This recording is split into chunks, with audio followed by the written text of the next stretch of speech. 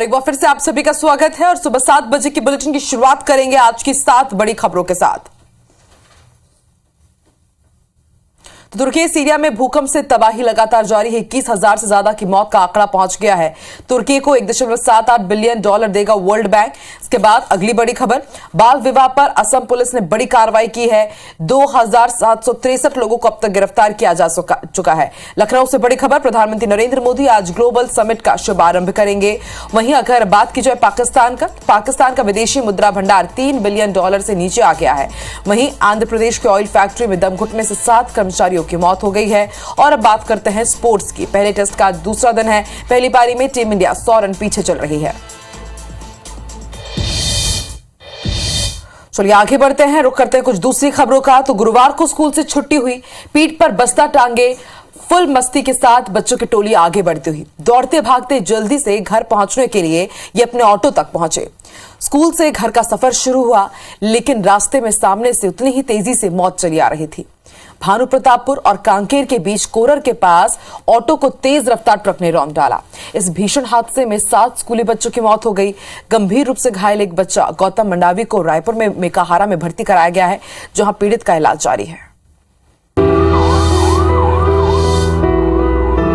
इस ट्रक के पीछे से पश्चिम की ओर ढलता सूरज अपनी किरणें समेट रहा था, लेकिन ये कोई नहीं जानता था कि डूबने से पहले सूरज 7 घरों के चिराग भी बुझा जाएगा।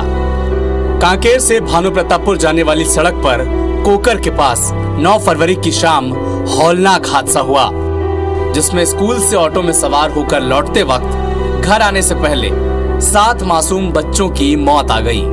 चिल्हाटी चौक के पास इस बेकाबू ट्रक ने मासूम सपनों से लदे ऑटो को टक्कर मारकर इसमें सवार 7 घरों के कुल दीपक छीन लिए। कलेजा चीर देने वाली यह खबर जिसने भी सुनी, घटनास्थल और अस्पताल की ओर दौड़ पड़ा, लेकिन लहूलुहान होकर यहाँ वहां छिटके पड़े मासूम जिंदगी को बचाने की जद्दोजहद बेकार होती नजर आई। ड्राइवर के अलावा 8 बच्चे ऑटो में सवार थे, जिनमें से 5 की मौके पर ही मौत हो गई थी, जबकि अस्पताल पहुंचने और उन्हें रायपुर रेफर करने से पहले ही 2 अन्य बच्चों ने भी हमेशा के लिए आंखें मूंद ली। ऑटो में 8 स्कूली बच्चे थे और ड्राइवर था, जिसको पीछे से ट्रक ने जो है दुर्घटनाग्रस्त किया और मौके पर ही 5 बच्चों की मृत्यु हो गई थी। वहां से 3 बच्चों को रिफर किया गया था जिला चिकित्सालय कांकेर के लिए, जिनमें से 2 बच्चों की रास्ते में मृत्यु हो गई और एक बच्चा जो है वो गंभीर स्थिति में हमको यहाँ पर प्राप्त हुआ था। स्कूली बच्चे थे जो स्कूल से छुट्टी के बाद वापस हो रहे थे। उधर भानु प्रतापपुर से एक ट्रक कार थी जिससे इनका एक्सीडेंट हुआ है। एक्सीडेंट में 7 बच्चों की डेथ हो गई है। एक बच्चा भी थोड़ा क्रिटिकल है, उसको भी रायपुर रेफर किया गया है और आगे की कार्रवाई इसमें की जा रही है। चालक की अभी चालक के चूँकि घटना होने के बाद वो चालक फरार हो गया है, तो उसकी पतासाजी की गई है और एक जो ट्रांसपोर्टर है उसके माध्यम से हम लोग एक टीम उसमें रवाना करें उसकी गिरफ्तारी के लिए। घटना है, मैं संवेदनाएं व्यक्त करता हूँ अपने दिल की गहराइयों से उस परिवार के लिए जिन्होंने अपने बेटा खोया है, जिन्होंने अपनी बेटियाँ खोई है। जो घटना की जो बातें हो रही है, निश्चित तौर पे उसमें रोक लगनी चाहिए। पुलिस और डॉक्टर्स के मुताबिक एक बच्चे और ऑटो ड्राइवर की हालत अब भी गंभीर है। इधर हादसे के बाद पुलिस ने ट्रक तो जब्त कर लिया, लेकिन ड्राइवर फरार हो गया। हादसे के बाद ऑटो में बच्चों को बैठाए जाने के नियम कायदे और गाइडलाइन को लेकर बातें होने लगी हैं, मगर जिन घरों के फूल हमेशा के लिए मुरझा गए, जरा उनसे पूछिए कि छोटी सी चूक और जरा सी जल्दबाजी कैसे जिंदगी भर का कलेजा छलनी करने वाला दर्द दे जाती है। अखिलेश शुक्ला, IBC 24, भानु प्रतापपुर। तो बेहद दुखद ये खबर, जिसने भी इस खबर को सुना उनकी आंखें गमगीन हो गई, उनकी आंखों से आंसू नहीं रुक रहे हैं। ताजा स्थिति कैसी है जानकारी देंगे हमारे साथ 2 सहयोगी जुड़ रहे हैं। तहसीन जैदी जुड़ चुके हैं हमारे साथ और अखिलेश भी जुड़ चुके हैं, वो भी ताजा जानकारी देंगे। अखिलेश, आपकी तरफ जरूर रुक करेंगे। उससे पहले तहसीन, अभी जिस बच्चे को रायपुर लाया गया है उसकी हालत कैसी है, ड्राइवर की हालत कैसी है, कुछ जानकारी आपके पास? देखिए, जिस तरीके से कि दुखद हादसा, कल दर्दनाक हादसा हुआ था, उसके बाद जो है एक जो गंभीर रूप से जो घायल 8 साल का जो मासूम है गौतम कुमार मंडावी, उसको कल देर रात जो है रायपुर के अंबेडकर अस्पताल लाया गया और उसको जो है पहले कैजुअलिटी में उसको इलाज किया गया, उसके बाद उसको आईसीयू में शिफ्ट किया गया है, लेकिन हालत जो है उसकी काफी गंभीर बताई जा रही है। उसके साथ में उसके पिताजी भी साथ में आए हैं और जो सीएफ के जवान हैं बस्तर में पदस्थ हैं, और जिस तरीके से ये दर्दनाक हादसा हुआ निश्चित तौर पे काफी चिंताजनक है और काफी भयानक हादसा था ये। लेकिन जिस तरीके से अभी जो डॉक्टर लोग बता रहे हैं कि उसकी हालत काफी गंभीर है और काफी उसको आईसीयू में शिफ्ट किया गया है, तो बस यही दुआ है कि वो जल्द से जल्द ठीक हो, क्योंकि 7 जो जाने हैं, जो मासूमों की जो जान है वो जो है मौत के काल में जा चुकी है। लेकिन जिस तरीके से ये जो हादसा हुआ है निश्चित तौर पे ये सोचने एक बड़ा सवाल इस बात से लगाती है कि ये जो यातायात की जो व्यवस्था है और जो लाइसेंस देने की व्यवस्था है उस पे यहाँ पे दोबारा विचार करने की जरूरत है, क्योंकि जो बिना टेस्ट के बिना परीक्षण के ये जो लाइसेंस दे देते हैं और जिस तरीके से जो गाड़ियों पे जो ड्राइवरों का जो नियंत्रण नहीं रहता है, ये उसका नतीजा है। जो बिना देखे बिना ट्रायल लिए उनके लाइसेंस दे दिया जाता है, उसके बाद जो है उनको इतनी बड़ी बड़ी गाड़ियां जो हैं वो दे दी जाती है। तो कुल मिला के यहाँ पे एक बार फिर से विचार करने की जरूरत है, क्योंकि जिसका जाता है उसको पता लगता है, लेकिन एक बार यहाँ पे समाज के हर व्यक्ति को इस बात को सोचने की जरूरत है कि ये जो हादसे होते हैं ये किनकी वजह से होते हैं, किस कारण से होते हैं। क्योंकि बिना गलती के, क्योंकि अगर आप नियमानुसार अगर लाइसेंस देंगे, नियमानुसार कार्रवाई करेंगे, तो निश्चित तौर पे इन जो हादसे हैं उनमें कुछ कमी लाई जा सकती है। तो कुल मिला के कह सकते हैं बड़ा हादसा है। इस पे खुद मुख्यमंत्री भूपेश बघेल जी ने इस पे दुख जताया था, और ये जो है अभी जो गौतम कुमार मंडावी है, 8 साल का जो बच्चा है, उसको अभी अम्बेडकर अस्पताल के आईसीयू में रख के उसका इलाज किया जा रहा है, लेकिन जो स्थिति है वो काफी गंभीर डॉक्टरों के द्वारा बताई जा रही है। जी ठीक है तहसीन, आप बने रहिए। और जैसे कि आपने बिल्कुल सही कहा कि हादसों के बाद हम इन तमाम बातों पर बात करते हैं, अगर पहले ही सावधानी पूर्वक कदम उठा लिए जाए तो इस तरह का दिन हमें देखना ना पड़े। आप बने रहिए तहसीन हमारे साथ। अखिलेश की तरफ रुक कर लेते हैं। अखिलेश, बेहद दुखद ये हादसा, लेकिन अब बात कार्रवाई की भी कर लेते हैं कि कार्रवाई क्या होगी, क्योंकि हम देखते हैं कि जो ट्रक ड्राइवर होते हैं हाईवेज में अंधाधुंध चलाते हैं, अंधाधुंध रफ्तार में चलाते हैं और कई लोगों का निधन हो जाता है उस कारण। और देखिए 7 बच्चों की, मासूम बच्चों की जिंदगियां समाप्त हो गई हैं। किस तरह की कार्रवाई की जाएगी? और ट्रक ड्राइवर शायद फरार ही चल रहा है, क्या वो गिरफ्त में आया? अब तो जो जानकारी मिली है, पुलिस की जो टीम है, कल हमारी जब बात हुई तो पुलिस की टीम को चालक को खोजने के लिए लगा दी गई थी, पर अब तक चालक जो है वो पकड़ में नहीं आया है। पर जब देर रात हमारी बात हुई पुलिस विभाग के आला अधिकारी से, तो उन्होंने बताया कि हमारी 2 से 3 टीम निकल चुकी है और हम जल्द से जल्द उसे पकड़ लेंगे। पर सबसे जो बड़ी चीज ये है कि लापरवाही पूर्वक जो आपने कहा वही है। 7 बच्चों की जो जान चली गई, जो चली गई, वो बहुत मासूम छोटे बच्चे थे, 3 से 5 साल तक की उनकी एज थी। और मतलब जब हम वहां मौके पे पहुंचे तो एकदम देख नहीं सक रहे थे उस मंजर को हम, और उसकी इतनी बड़ी घटना जो है वो कहीं ना कहीं पुलिस की लापरवाही बयान करती है। स्कूल में भी, स्कूल से जो ऑटो में ले जाया जा रहा है तो वो ऑटो में भर के ले जाया जा रहा है, ये भी एक बड़ी लापरवाही दिख रही थी। उसके बाद ये जो चालक होते हैं, जो ट्रक चला रहे हैं, अंधाधुंध चलाए जा रहे हैं ट्रक को, उसने भी इतनी जोर टक्कर मारी कि गाड़ी के पूरे परकच्चे उड़ चुके थे। हमने उस तस्वीर को वहां दिखाया था, स्पॉट की तस्वीर को, जिसके बाद जो भी वहां खड़े होकर देखा, जिसने भी देखा, उनके मुंह में दर्द जो था वहां को बयान कर रहा था। बिल्कुल अखिलेश, तस्वीरें हम भी अपने दर्शकों को दिखा रहे हैं कि ये पहचान पाना है कि कचरे का ढेर है या ऑटो है बिल्कुल नामुमकिन है, क्योंकि वो कचरे के ढेर की तरह परखच्चे उड़ गए ऑटो के। इससे हम समझ सकते हैं कि कितना भीषण दर्दनाक हादसा रहा होगा। अगर बात की जाए अखिलेश, तो ट्रक ड्राइवर को कब तक पुलिस कह रही है, कब तक पकड़ा जा सकेगा? और जो ट्रक मालिक है, क्या उसके ऊपर भी कार्रवाई होगी? क्या ये जो ट्रक था उसका बीमा था या लाइसेंसी था? कुछ इस बारे में जानकारी मिल पाई है? जो जानकारी मिली, ट्रक का बीमा था, जो हमें जानकारी मिल रही है वो बीमा था, और ट्रक जो है वो दुर्ग की बताई जा रही है। जो हमें जो जानकारी मिली, ट्रक जो है वो दुर्ग की बताई जा रही है। चालक अब तक फरार है और जल्द से जल्द पकड़ने के लिए टीम लग चुकी है, क्योंकि इतना बड़ा जो हादसा हुआ है उससे लोगों को सहम चुके हैं वहां के लोग। बच्चों के जो पेरेंट्स हैं, जो स्कूल में भेज रहे हैं, जो ऑटो में अपने बच्चों को, वो भी सहम गए हैं। तो और एक बड़ी आज खबर थी कि प्राइवेट स्कूल संघ जो है उन्होंने एक दिन की छुट्टी भी घोषित की है आज कल की घटना को लेकर। तो कहीं ना कहीं दबाव तो है प्रशासन के ऊपर भी, तो इसलिए पूरी जो पुलिस विभाग की जो टीम है वो एकदम जल्द से जल्द, जो हमें मिली जानकारी उसमें यही कहा गया कि जल्द से जल्द हम गिरफ्तार कर लेंगे चालक को। चलिए, उम्मीद यही है अखिलेश की जल्द से जल्द चालक की गिरफ्तारी हो और जितने भी बच्चे जिनका निधन हुआ है, IBC 24 भी उन्हें अश्रुपूर्ण श्रद्धांजलि अर्पित करता है और उम्मीद यही कि जिस बच्चे को रायपुर रेफर किया गया है, जिसकी हालत अभी गंभीर है, वो जल्द से जल्द ठीक हो जाए। आप दोनों का ही बहुत बहुत शुक्रिया पूरी जानकारी के लिए। आगे बढ़ते हैं, बड़ी खबर नारायणपुर से बता दें, ओरछा मार्ग पर ट्रक बेकाबू होकर पलट गया और ट्रक में फंसी क्लीनर को 6 घंटे बाद निकाला गया है। पुलिस और ITBP के जवानों ने क्लीनर को बाहर निकाला। हादसे के बाद सड़क पर जाम लग गया। नारायणपुर के फरसगांव थाना क्षेत्र का यह मामला है।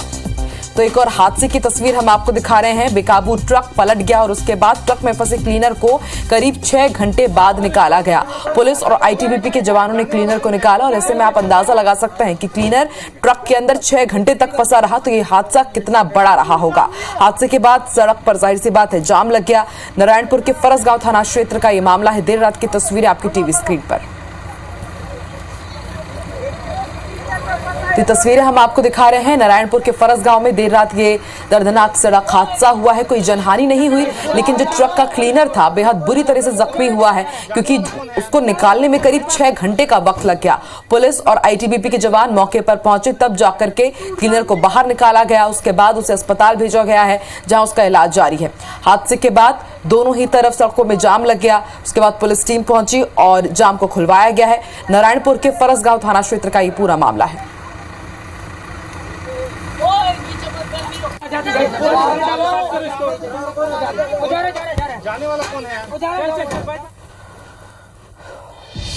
और अगली बड़ी खबर भी सड़क हादसे से जुड़ी हुई। बड़वानी के सेंधवा में NH3 पर तेज रफ्तार बस ने ओवरटेक के चक्कर में आगे जा रही बस को जोरदार टक्कर मार दी, जिससे अचानक लगे झटके में 8 यात्रियों को चोट आई है। घायलों में एक व्यक्ति की हालत नाजुक बताई जा रही है, जिसे बड़वानी जिला अस्पताल रेफर किया गया है। बताया यह भी जा रहा है कि दोनों ही बसें सेंधवा से भोपाल एक रैली में जा रही थी। एक बस में वारला बलवाड़ी क्षेत्र के लोग थे, वहीं दूसरी बस में धनोरो चचारिया क्षेत्र के लोग सवार थे। कहीं बस से भोपाल जा रहे थे, मतलब ये पीछे से टक्कर मारी बस वाला और 8 लोग घायल हुए, एक गंभीर है।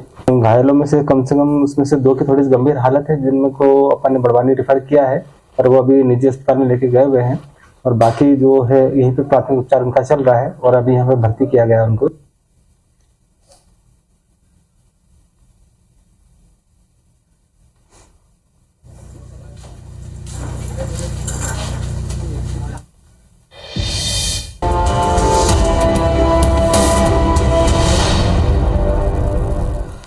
और अब बात करेंगे मेगा ब्लॉक के मेगा परेशानी की। तो रायपुर रेलवे स्टेशन में मेगा ब्लॉक अंडर ब्रिज में गार्डर डालने का काम जारी। वॉल्टियर डबल लाइन को जोड़ने का काम शुरू हो चुका है। मेगा ब्लॉक से ट्रेनों का परिचालन प्रभावित हो रहा है और मेगा ब्लॉक के चलते 10 ट्रेनों को रद्द कर दिया गया। 10 ट्रेनों को समय से पहले ही समाप्त किया जा रहा है। वहीं अंबिकापुर दुर्ग एक्सप्रेस उस्लापुर में इसका स्टॉपेज दे दिया गया है। इसके साथ ही आज उस्लापुर से दुर्ग अंबिकापुर एक्सप्रेस रवाना होगी। सारनाथ एक्सप्रेस को भी उस्लापुर में ही रोका जा रहा है, जबकि इसका जो स्टॉपेज है, अंतिम स्टॉपेज वो रायपुर है, लेकिन इसे उस्लापुर में ही रोक दिया जाएगा। वहीं सारनाथ एक्सप्रेस भी आज उस्लापुर से ही रवाना होगी। तो रायपुर रेलवे स्टेशन में मेगा ब्लॉक है। अगर आप भी इन ट्रेनों में ट्रैवल करने वाले हैं तो स्टॉपेज देख करके ही अपने घरों से निकलें।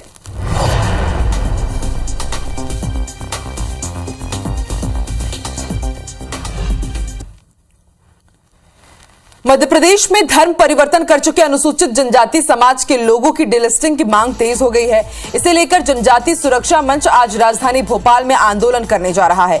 अनुसूचित जनजाति के लोग दशहरा मैदान में सूचीबद्ध गर्जना रैली का शंखनाद करेंगे, जिसमें शामिल होने के लिए प्रदेश भर से अनुसूचित जनजाति समाज के लोग भोपाल पहुंचे हैं। जनजाति सुरक्षा मंच की मांग है कि जो धर्म परिवर्तन कर ईसाई या मुस्लिम बन चुके हैं, उन्हें आरक्षण की श्रेणी से बाहर कर दिया जाए।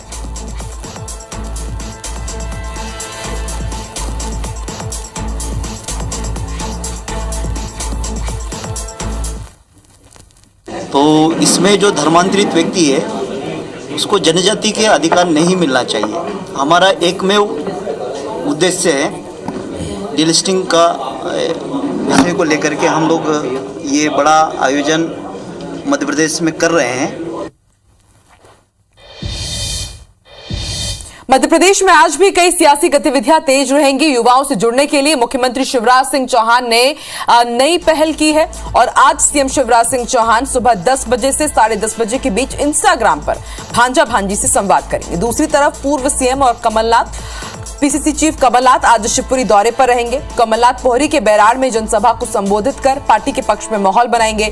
2 हफ्ते पहले ही पार्टी ने जिलाध्यक्ष बदला है। आपको बता दें कि सत्ता परिवर्तन के बाद हुए उपचुनाव में कांग्रेस पोहरी सीट हार गई थी, इसलिए कांग्रेस इस सीट को जीतने के लिए पूरा जोर लगा रही है।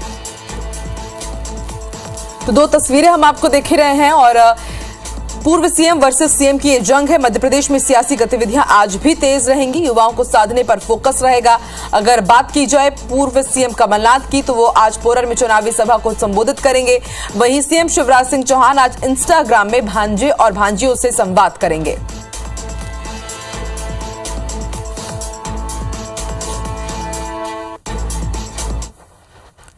ग्वालियर क्राइम ब्रांच ने एनएचएम संविदा परीक्षा का पेपर लीक मामले में बड़ा खुलासा किया है। पुलिस के मुताबिक पेपर लीक करने वाले गैंग ने दोनों पालियों का पेपर लीक कराया था। गैंग मेंबर्स को एक परीक्षार्थी पर 15,000 रुपए कमीशन मिलता था। गैंग ने पेपर सॉल्व कराने के नाम पर परीक्षार्थियों को फंसाया। मामले में 8 आरोपी और 26 परीक्षार्थी हिरासत में हैं। पुलिस गैंग के सरगना पुष्कर पांडे समेत 2 आरोपियों की तलाश में जुटी है। आरोपियों की लोकेशन हरियाणा के सोनीपत, प्रयागराज और बिहार में ट्रेस हुई है। वहीं 5 आरोपी पुलिस रिमांड पर हैं। पुलिस आज 3 आरोपियों की फिर रिमांड मांगेगी।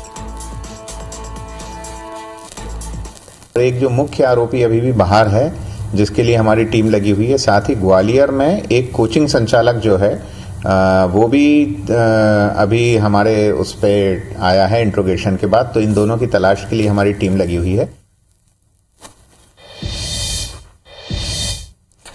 लोकसभा में बोलने के बाद प्रधानमंत्री नरेंद्र मोदी ने राष्ट्रपति के अभिभाषण का जवाब देते हुए विपक्षी दलों पर जमकर निशाना साधा। इस दौरान कुछ विपक्षी नेता हाउस के वेल पर पहुंचकर नारेबाजी करने लगे। जैसे ही पीएम ने भाषण शुरू किया, विपक्षियों ने शोर शराबा और नारेबाजी शुरू कर दी। सभापति के बार बार रोकने के बाद भी वो नहीं माने। हालांकि प्रधानमंत्री नरेंद्र मोदी ने नारेबाजी के बीच भी बोलना जारी रखा और नारेबाजी पर तंज कसते हुए शायराना अंदाज में जवाब दिया। टीचर उसके पास था, मेरे पास गुलाल। जो भी जिसके पास था उसने दिया उछाल।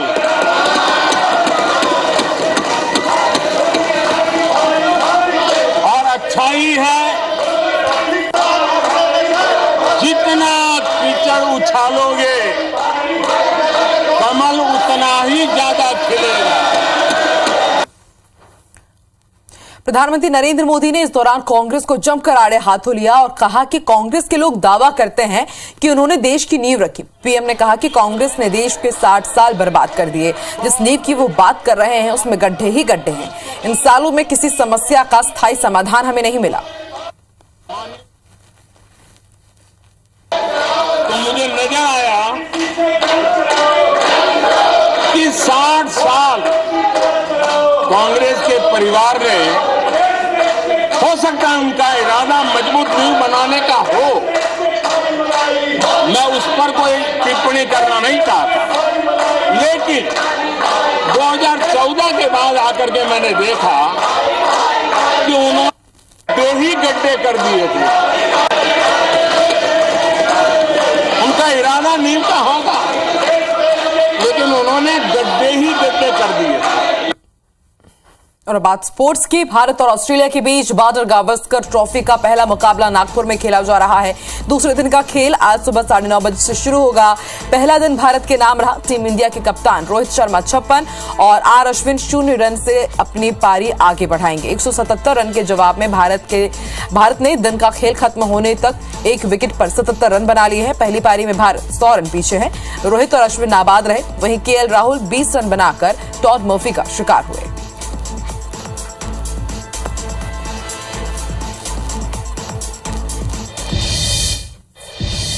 और इसी के साथ 7 की बड़ी बात में फिलहाल इतना ही। देश और दुनिया की तमाम बड़ी खबरें IBC 24 पर लगातार जारी है। आके देखिए छत्तीसगढ़ी भाषा का नंबर 1 बुलेटिन हमर बानी हमर गोट श्रवण तंबोली के साथ। मुझे दीजिए इजाजत। नमस्कार।